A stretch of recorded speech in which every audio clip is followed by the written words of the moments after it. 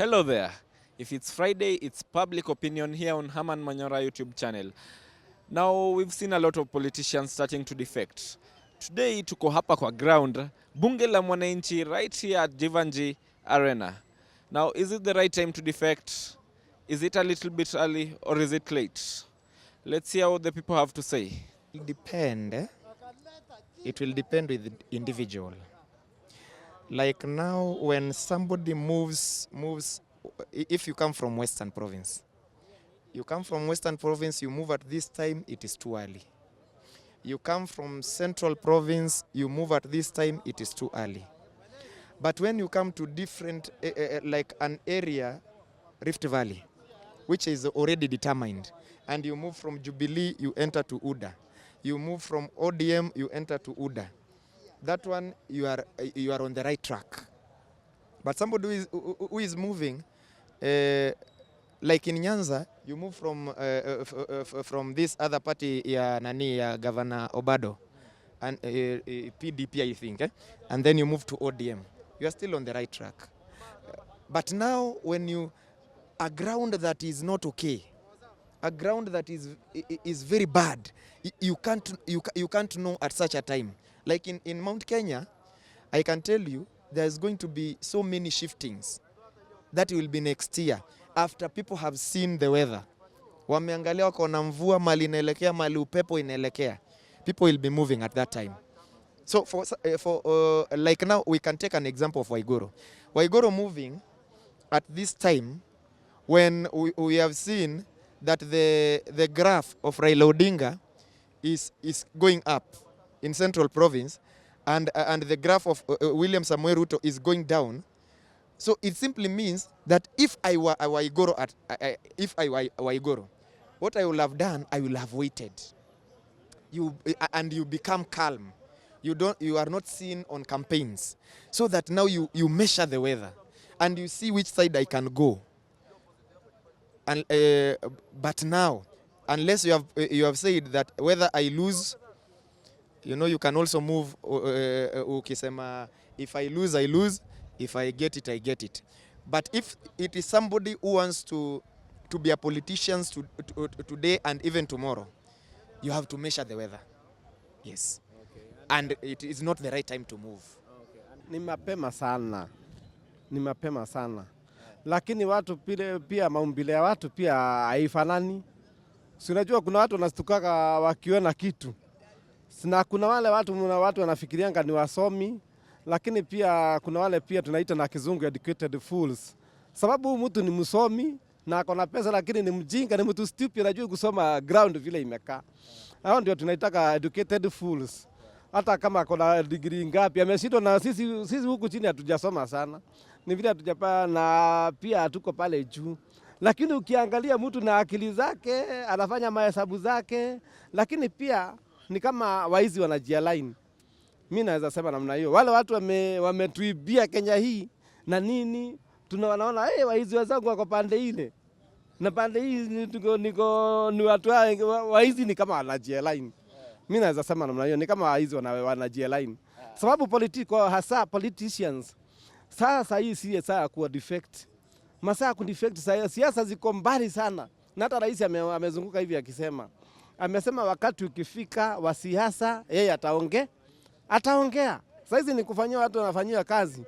Lakini kuna wale sasa wakora waizi wanakijiangalia na yeye anaona mimi nimeiba kitu fulani. Wani wako na zile suspicious, zile inferiority complex. Mtu anajitoa anasema wacha nijiunge na grupu yangu. Hao ni waizi wanajialign, si politician. Before even that, I want to say Kenyans, our primitivity in the recent past, our primitivity was beyond cognitivity.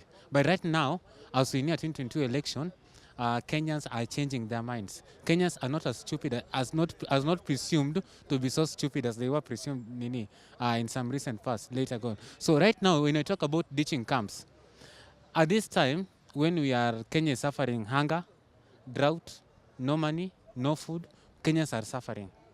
Kenyans are suffering, our net effect is suffering. We look at job markets, there are no jobs. So about ditching camps, like we have seen, number one, the case of Waiguru, ditching from, that is Jubilee Party to UDA. The time, what I can say, it is too early to do that. Why am I saying so? Being too early to do that, we are we can say the parliament has not been dissolved.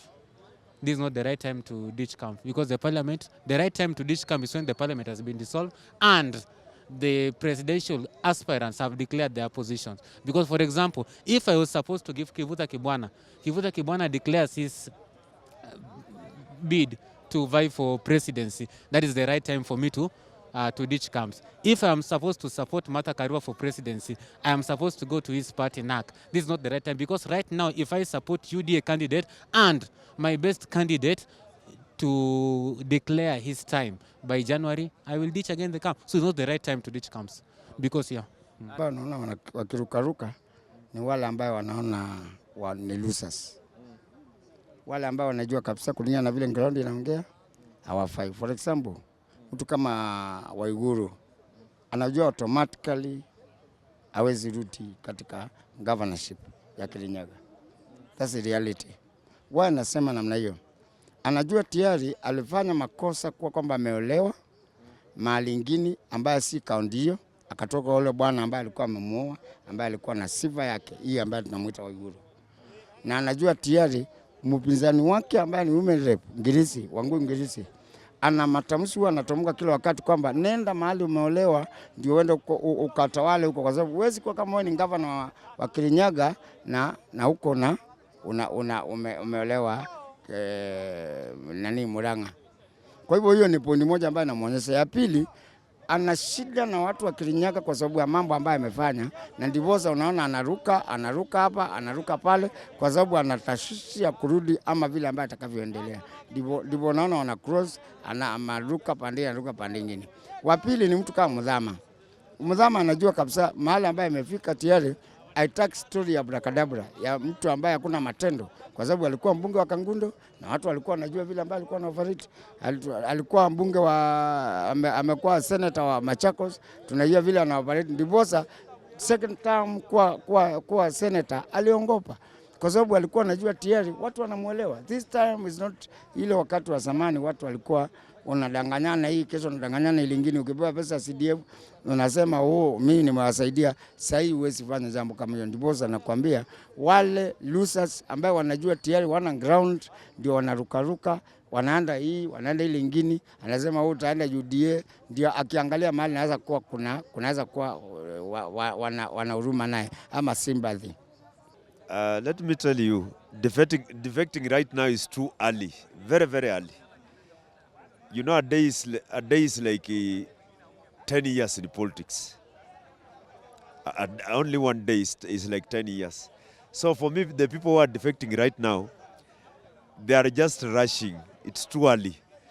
And by the time the really defections begin in April next year, after Parliament will have been dissolved, is when they will realize that they made a mistake.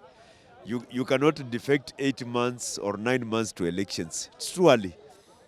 There will be proper realignments immediately Parliament is dissolved. So it's too early.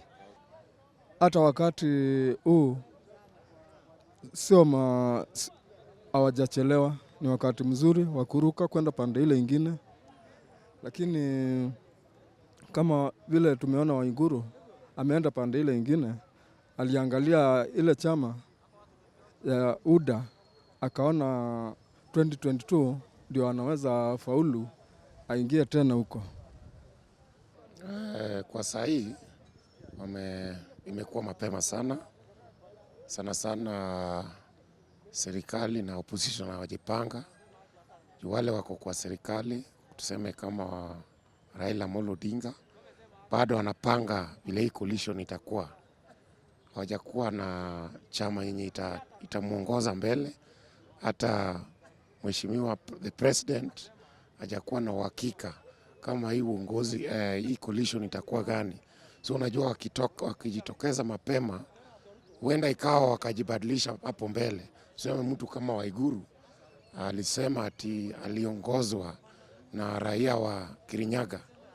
Mi kwa maoni yangu naona yeye ndiye angeenda huko awaongoze kwa hii vile siasa inaendelea.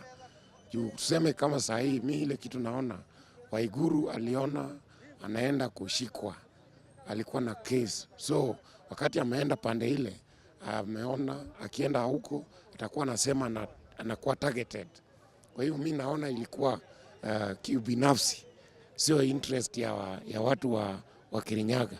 Juu hata kama we ni kiongozi, inafaa unaongoza viongozi wale unaongoza, si ati unasema hao wamekuongoza. Juu hata hao wanakuangalia kwa TV na kila mahali wanaangalia mahali unaelekea ndio wakufuate.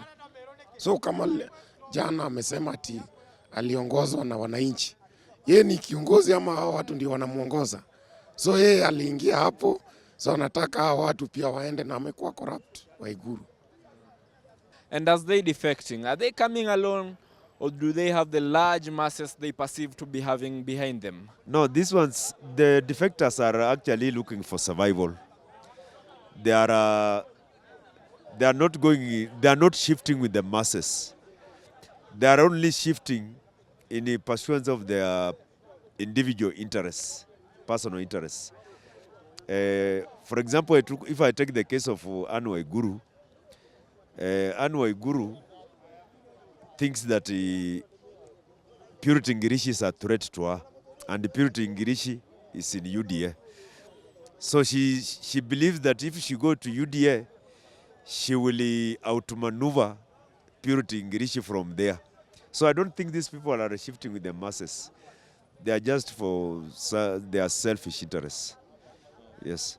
What I can say, people to follow you, it is independent of the party you are supporting or the candidate you are supporting. It depends on your programs, ideologies, manifesto, and what you put in policies and strategies that you use to campaign.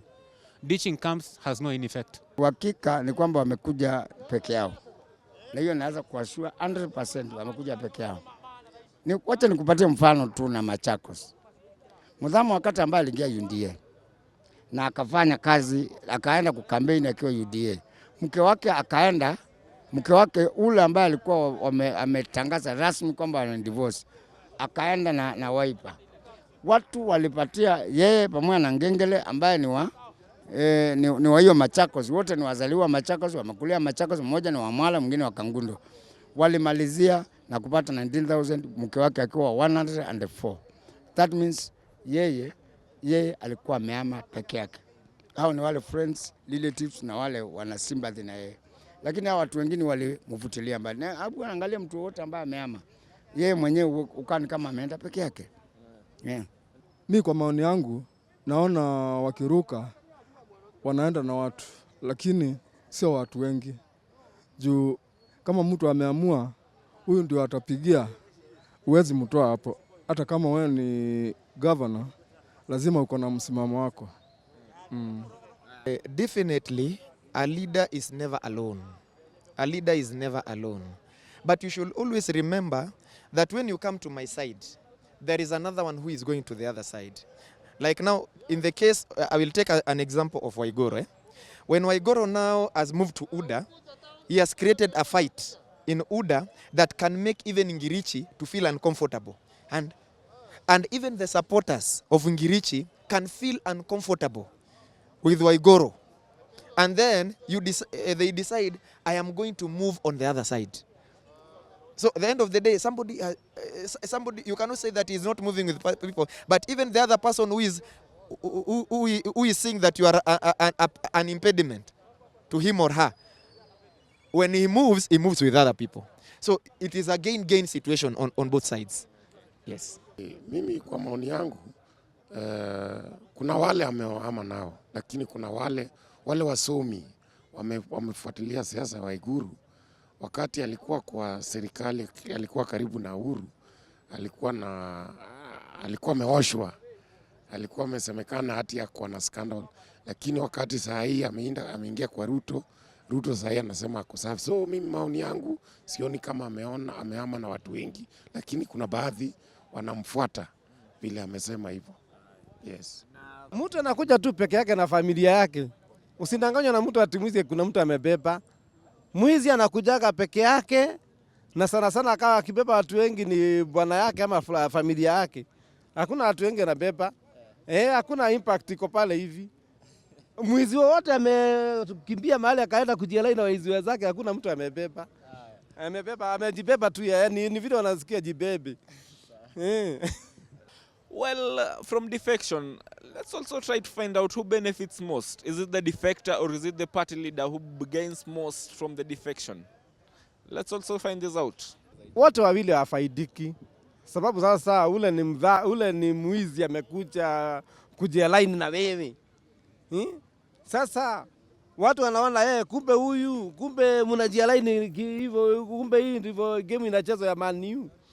Mko hivi sasa, wakora mko pande moja na wengine wanatoka pande hii wakikimbia pande hii wakisema ati ground mambo ni tofauti. Ni ground gani? Na ile ground inatakana ni moja tu, ile the house on the capital of the hill.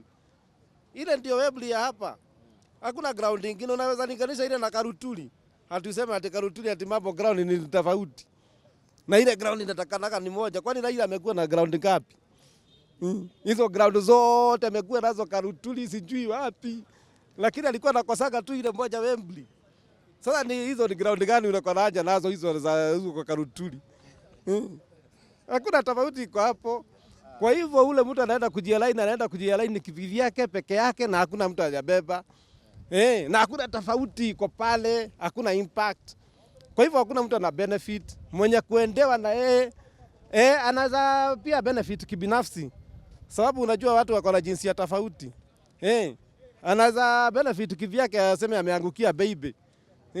Unaona? Lakini wewe sema ati amebenefit na kitu kingine kipolitically. Hapana. Hii mambo ya kuenjoy life ndio ameangukia. Lakini si mambo ya political ama nini. Tuseme ameangukia nini, hii side inaitwa side hustle. Ameangukia hiyo side hustle. Okay, mwenye anafaidika sana ni mwanasiasa ule mahali ameenda. Juu kuna wale wana feel ule kiongozi wao ameenda mahali watasaidika. Lakini sasa hata ule amehama partly amefaidika juu ni interest yake. So both sides kuna mwingine amefaidika. Yes. Mwenye anafaidika ni mwenye chama. Mwenye chama ndio anafaidika. Kama vile Waiguru ameenda kwa Ruto ndio anafaidika. Naye ni case hata yeye anaweza faidika juu ya chama. Unajua hapa Kenya sana sana watu kupiga kura juu ya kulingana na chama. They can also, all of them, it is a win-win situation.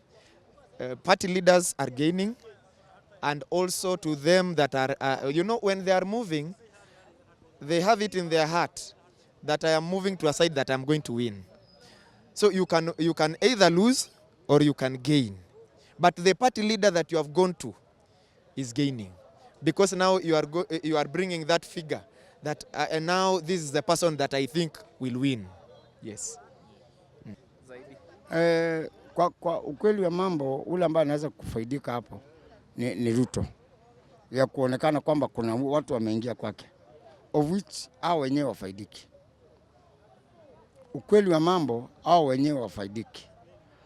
Ukiangalia kwa watu wale ambao wamerukaruka wakienda mahali, for example, ule ambaye alienda Wanjunja, ambaye aliingia kwa chama ya Kuria, ule alifaidika ni Kuria. Lakini watu wa huko hawajaifaidika, na yeye mwenyewe hakuna kitu ambaye amefaidika naye. Lakini Kuria kwa sababu amepata pesa kutoka kwa hii chama, na kama ni monthly contribution ile ambayo hutolewa na kila MP upatana kwa chama ya Kuria, kwa hivyo anafaidika. Kwa hivyo ule ambaye ameingia ujuguna wa Wanjiku, huyu Mr. Wanjiku ambaye amechaguliwa the other day hapa Kapete, hapa Kiambaa, mtu kama huyu mahali ambaye ameingia atafaidi mwenye chama, lakini hakuna kitu ambaye anaweza kufaidika nayo, kwa sababu hata kurudi kwa round ya pili ni ngumu.